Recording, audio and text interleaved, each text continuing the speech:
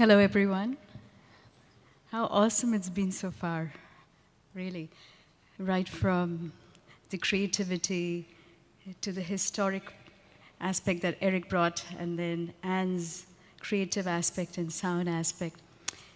So I'm going to talk to you about Ayurveda. But before I do that, I want to thank Mark Myers and the folks at the Asian Art Museum for inviting me here today to Baat Cheet. Now, Baat Cheet in India loosely translates to casual conversation with an endless number of chai cups. So to have a brief presentation is going to be difficult, but then we don't have chai, so maybe we can make it not as marathon as Eric managed to, but I'll do my best. So I teach Ayurvedic cooking and the practice of the Art of Living Foundation's breathing and yoga practice here in San Francisco. And often I tell my students, you know, it took Madonna, and I didn't hear that name in Eric's historic presentation, but I think it took Madonna and a Sting to perhaps popularize yoga in America or in the West. And it's probably going to take a Lady Gaga or a Miley Cyrus to make Ayurveda do the same. So if you have that California connection, let me know.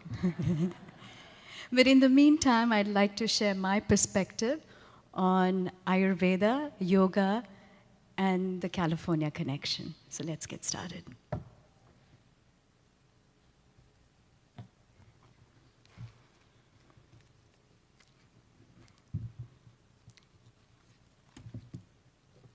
Does this look like California? Yeah.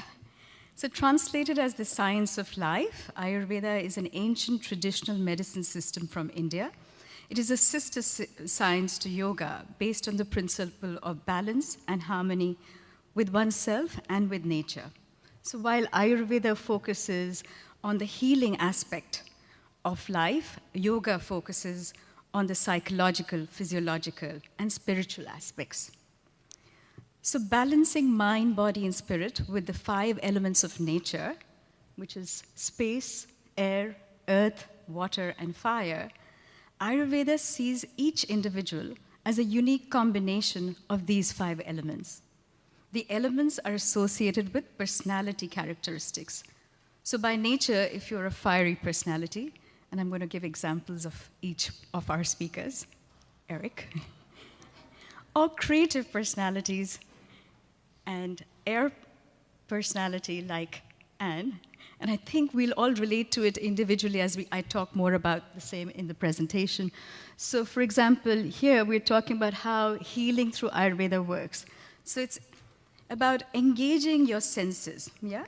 So we are constantly affected by internal and external environments, the weather, our relationships with people, our own body and mind, all have a tremendous impact on how we feel mentally, spiritually, and physically.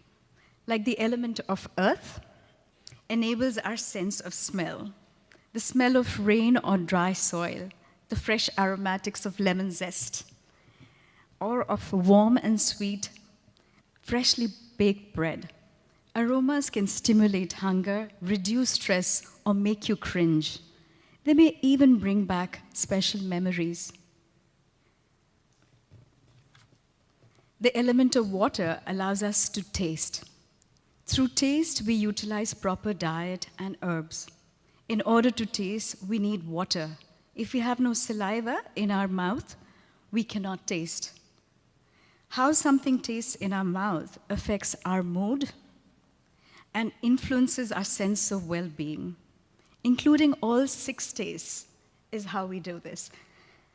So we'll talk more about the 6 tastes. Healing through Ayurveda, again, the sense of sight. Fire or light enables sight. Through sight, we utilize proper color and beauty. Include plenty of color on your plate.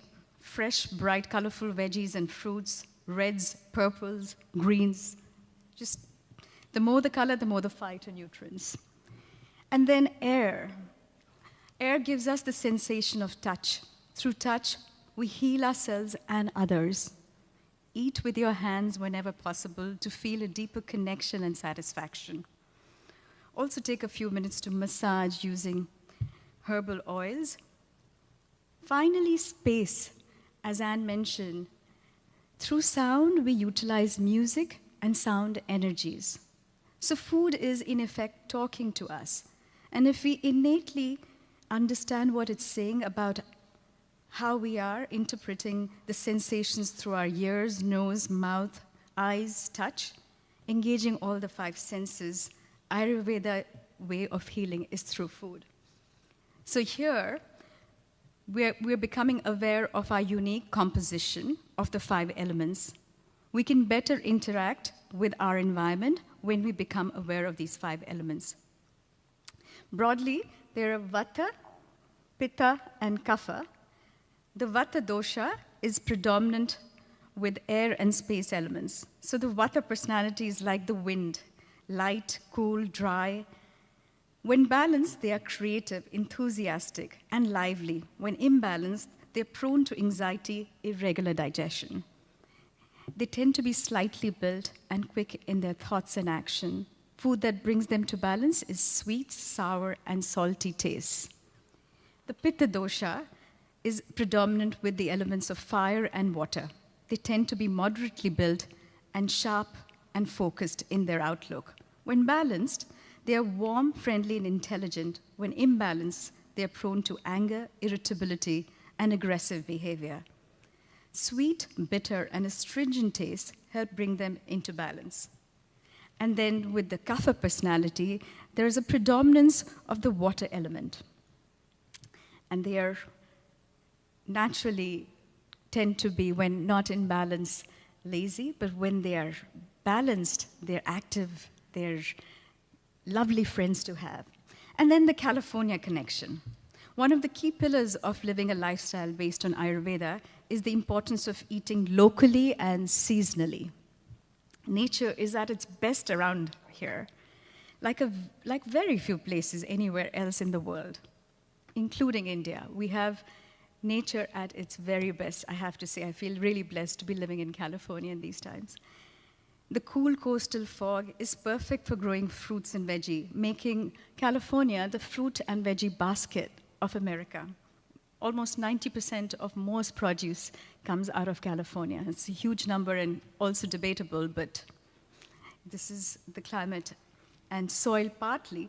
But there's something, as we spoke earlier about, that is about the mindset component of adopting an evolution of Ayurveda and yoga in California. The alternative is definitely the norm for people in California. Californians naturally are creative and have a broader perspective of life, I feel. Historically, like we saw earlier, many saints have traveled to California and based their retreat centers here, including my own guru, His Holiness Sri Sri Ravi Shankar of the Art of Living Foundation. They have all spoken extensively about the importance of yoga and Ayurveda in our modern lifestyle. So here in San Francisco, I teach Ayurvedic cooking, and cooking Ayurvedically it amounts to preparing balanced meals, including a unique combination of 6 tastes. And these tastes are sweet, sour, salty, bitter, pungent, and astringent. Food is tailor-made to suit your unique Ayurvedic mind and body personality, and I hope by now you're all relating to which one of the 3 doshas or which elements are dominant in you. But if you're a fiery personality, you want to eat foods that are calming. So if you're the type A perfectionist personality, then you need to eat that kind of food. And if you're air personality, then you eat foods that are grounding. Finally, if you are an earth personality, then you eat foods that perk you up, right? Spices and foods that make you feel lively. So I want to also thank Michelle, my photographer and friend, to put this slide presentation together. But thank you so much for giving me the opportunity to speak with you today. Thank you.